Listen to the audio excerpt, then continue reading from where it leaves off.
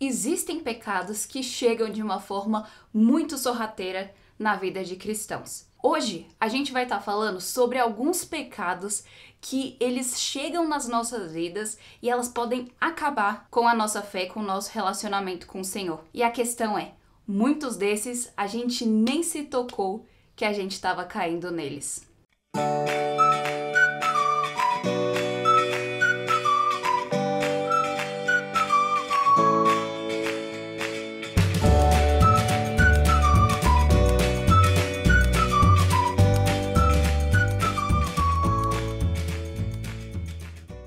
Oi pessoal, tudo bem? Sejam super bem-vindas a mais um vídeo Fé e Tulipas. Pra hoje a gente tá vendo esse assunto que é muito importante, falando sobre pecados que muitas vezes nós caímos.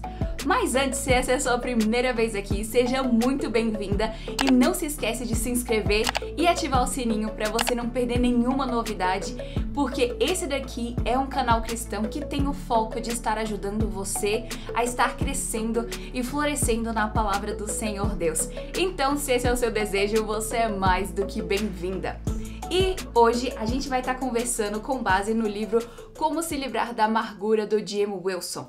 Esse daqui foi um livro que me surpreendeu demais porque ele é muito bom. O autor ele fala de uma maneira muito prática e direta e é um livro que realmente vai te ajudar a lidar com relacionamentos com pessoas, porque aqui ele não vai falar só de amargura, mas ele também vai falar de outros pecados e a gente vai estar explorando alguns deles hoje.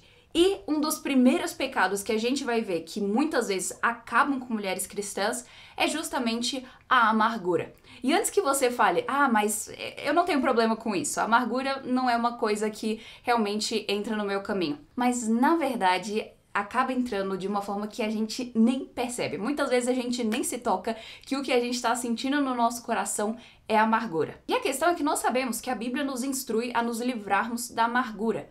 Mas assim, por outro lado, a gente também não pensa que é um pecado nosso. Mas eu gostei como que o autor ele diferencia, dizendo que a culpa é o que nós sentimos quando nós pecamos. Mas a amargura é o que nós sentimos quando outra pessoa peca contra nós. E esse pecar da outra pessoa contra nós pode ser tanto imaginário quanto real. Ou seja, muitas vezes a gente vai ficar amargurado por algo que a outra pessoa nem cometeu. Já aconteceu com você alguma coisa assim? Mas também existem casos que são reais. Muitas pessoas que realmente pecaram contra nós e agora a gente cultiva esse sentimento no nosso coração. E eu gostei como que o autor ele explica que um dos sinais que a gente tem amargura é se a gente tem uma memória nítida e detalhada do que aconteceu. Às vezes você pode até pensar assim, não, mas eu não tô chateada com aquela pessoa. Mas você consegue se lembrar de cada coisa, de como foi o momento em que ela te ofendeu? Pode ser que tenha uma raiz de amargura aí. E isso porque a amargura não nos deixa esquecer. Ela faz com que a gente fique remoendo de novo e de novo e de novo o que aconteceu. Então, se você notou que tem amargura no seu coração, duas coisas que não é pra fazer. Uma delas, ficar compartilhando com outras pessoas. Segundo, ficar guardando essa amargura. Eis aqui o que você tem que fazer se você estiver amargurada. Entregue ao Senhor. A amargura não acaba no momento que a outra pessoa que pecou contra nós pede o nosso perdão. Porque muitas vezes, mesmo que aquela pessoa peça o perdão, não quer dizer que a nossa amargura vai embora. Porque ela tá ali e é um pecado nosso e não da outra pessoa. Então é importante a gente sempre quando vê essa amargura no nosso coração, entregar a Deus. Ore ao Senhor pedindo perdão por esse pecado da amargura na sua vida, entregue a Deus e assim você vai se livrar da amargura na sua vida. O segundo pecado que muitas mulheres caem é a questão de se ofender. Ou seja, quando a gente fica ofendida pelas coisas à nossa volta. Isso é interessante porque nesse momento agora eu tô fazendo as minhas devocionais pessoais em Provérbios. E eu confesso que eu nunca tinha notado o quanto que o livro de Provérbios fala sobre como o sábio não se ofende, como que o sábio não leva a ofensa para casa, digamos assim. E eu achei isso tão interessante porque tem tudo a ver com o que o autor desse livro mostra, que nós como crentes devemos ser resistentes, nós devemos ser casca dura, pele grossa. Não é pra gente ficar se ofendendo de forma fácil com as coisas que as outras pessoas fazem. E eu gostei como que a autora desse capítulo explica de uma forma bem sintetizada. Esse capítulo aqui é escrito pela filha dele. E olha só que interessante o passo a passo que ela nos dá. Em primeiro ponto, não se apegue à sua identidade e aos seus direitos. Segundo, esvazie-se. Terceiro, seja um servo. Quarto, seja humilde. Você acha que se a gente tiver com essas 4 coisas bem fixas no nosso coração, a gente vai se ofender por qualquer coisa? Talvez você já tenha percebido que os momentos em que a gente mais se ofende são naqueles momentos que a gente tá com a nossa mente muito focada nas coisas aqui desse mundo, no momento que a gente tá muito focado no eu, aí é nesses momentos que a gente se ofende. Mas como crentes, nós temos um chamado para sermos como o Senhor Jesus. Jesus não ficou se sentindo ofendido a cada vez que alguém falava contra ele, nas vezes que as pessoas xingavam ele e quando mataram ele. Jesus foi humilde, ele assumiu forma de servo, ele se esvaziou. Leia Filipenses 2 para você ver qual que foi a atitude do Senhor Jesus. E assim a gente vai aprender como que nós podemos imitá-lo. E lembra de outra coisa também. A Bíblia nos diz que para cada tentação que nós sofremos, Deus nos dá um escape. Então, a gente não tem mais razão nenhuma para se ofender. E a gente só vai ficar ofendido se a gente quiser. Próxima coisa. Acessos de raiva. Nesse momento, tem muitas pessoas que elas vão falar assim, opa, mas Jesus ele teve uma ira santa, nós podemos nos irar, a gente só não pode pecar. E com certeza, isso está 100% certo. Mas muitas vezes, quando a gente fica sempre falando isso, muitas vezes a gente está tentando encontrar uma desculpa para o nosso pecado e para a nossa falta de domínio próprio.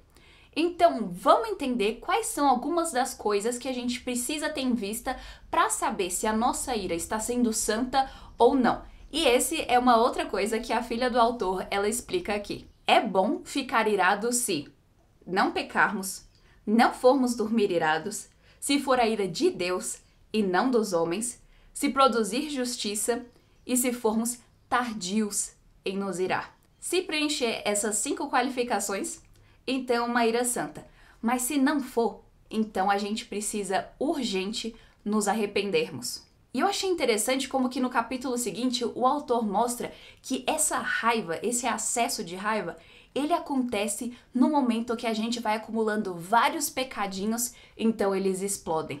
Olha só que interessante que ele diz. Se é uma pessoa que é cristã, é porque ela acumulou muitos pequenos pecados de que não se arrependeu, que não confessou e que, consequentemente, não recebeu o perdão. Aí essa pessoa permitiu com que todo esse sentimento governasse ela e ela acaba explodindo de raiva. Se esse está sendo o seu caso, ore a Deus pedindo perdão, arrependa-se desse pecado, peça perdão pelos outros pecados da sua vida, confesse-os perante o Senhor. Nosso Deus ama nos conceder perdão, porque Ele é fiel e justo. E o 4º pecado que acaba com mulheres cristãs é o não perdoar. A gente sabe que nós temos todas as razões do mundo para sermos as pessoas mais perdoadoras de todas. Ou seja, nós sabemos que o Senhor Jesus nos perdoou. E nós sabemos que Ele também nos instruiu a perdoarmos outras pessoas.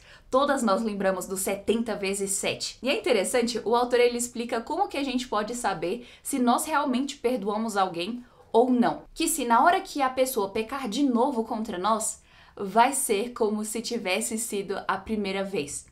Ou seja, a gente não vai ficar com aquele sentimento de acúmulo, de que a pessoa já fez aquilo e agora ela fez isso de novo e mais isso. A gente não vai ter esse sentimento se a gente verdadeiramente perdoou ela pelas outras vezes. E outra coisa é que quando a gente verdadeiramente perdoa uma pessoa e a gente às vezes quiser conversar com ela para ver o porquê ela tá agindo assim tantas vezes, porque ela tá pecando de novo e de novo nessa mesma coisa contra nós, a nossa preocupação não vai ser a nós mesmas. A gente não vai estar preocupado sobre como que ela nos ofendeu, como que ela pecou contra nós e o nosso sentimento em relação a isso. Essa vai ser a última das preocupações.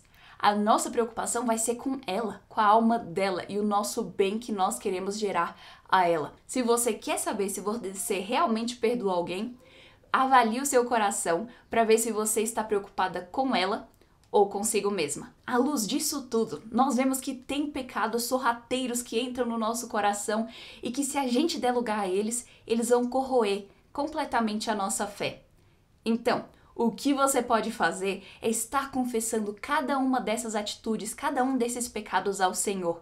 Se arrependa e deixe eles de lado.